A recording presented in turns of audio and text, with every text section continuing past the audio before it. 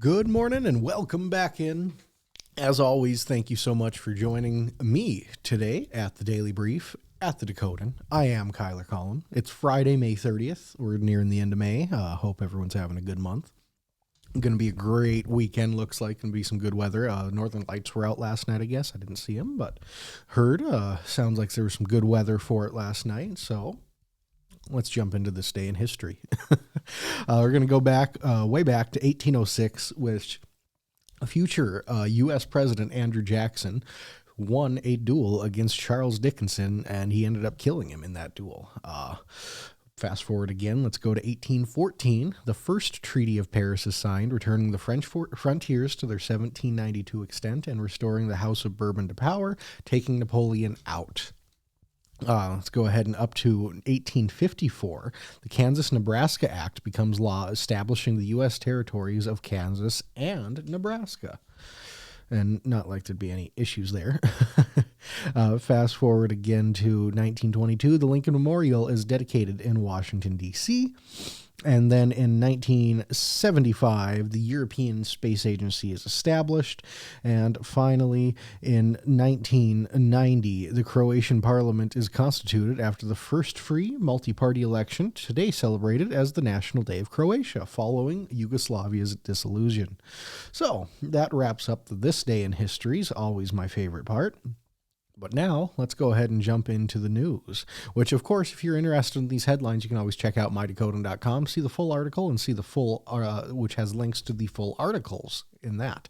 But we're going to start off. I got to release an article yesterday on the Dunseith Debacle, updating everything that we've found some interesting links to recently. It's a great piece. Make sure you check it out.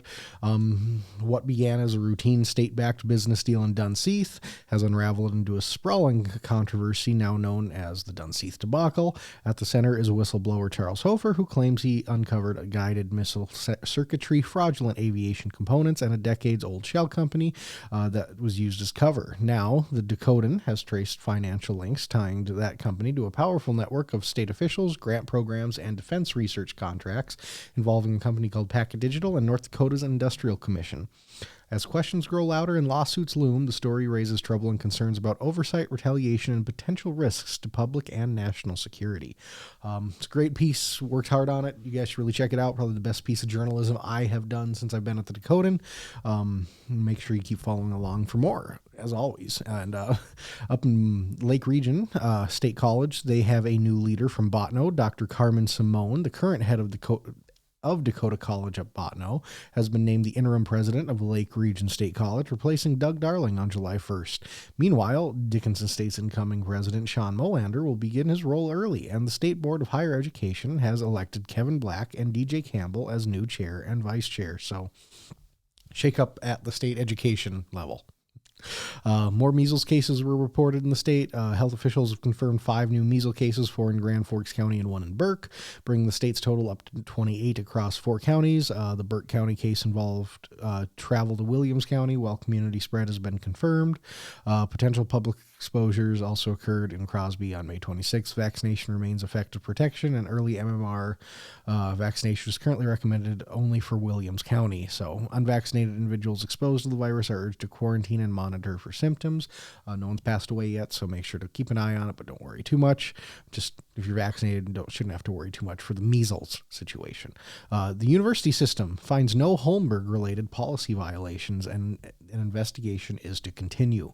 An internal review by the North Dakota University System found no current employees violated policies in connection to former Senator Ray Holmberg, who was sentenced to prison for sex crimes involving minors overseas. However, a broader investigation will continue with a third-party review. While no reporting failures were found, documents revealed past communication between Holmberg and former UND official Bruce Gilvig, as well as former State Board of Higher Education member Nick Hacker. UND President Andrew Armacost emphasized support for anyone affected by Holmberg's misconduct. another interesting story, the Williston Police Department chief leaving his time to now former Commissioner Cymbaluk's crusade, quote crusade, the report finds. A newly released investigative report clears Williston Police Chief Dave Peterson of wrongdoing, instead pointing to former City Commissioner Tate Cymbaluk as the source of department turmoil. Despite Peterson's recent early retirement following administrative leave, the third-party review found no grounds for dismissal, highlighting Cymbaluk's personal vendettas, including job application disputes involving his daughter and her boyfriend, as the root of low morale claims within the department. So, interesting find there. It's a good article. I haven't read the report in full, but I think it does a good job breaking it down. And then one national one, visa crackdown on Chinese students coming, State Department's Rubio says.